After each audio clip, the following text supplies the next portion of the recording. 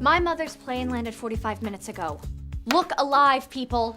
She was so furious that my cotillion dress was associated with Serena's sickening sex tape. Everything must be perfect. We open this episode with Blair knowing that her mother is on her way and that she needs to find her propriety. When my mother sees the dress orders, she will be so busy singing my praises that she won't have time to pay attention to... Pay attention to what, Blair?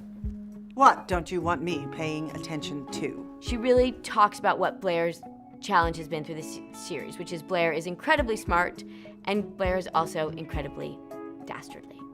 And so how will those things ever merge to run a business? I guess we'll see if they can or can't, or which one will fall by the wayside. Well, honestly, I've slept so much better since you found out that Lola returned the money from Cece's estate to me.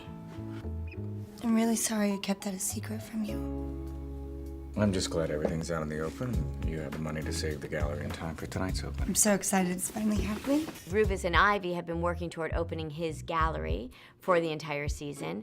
That storyline really is going to come to a head, but it's not going to come to a head on its own. It's going to intersect with some other storylines that also may have to do with art. So what are you looking for? When Ivy was in the apartment, she said Barton walked in with an envelope he held onto rather tightly.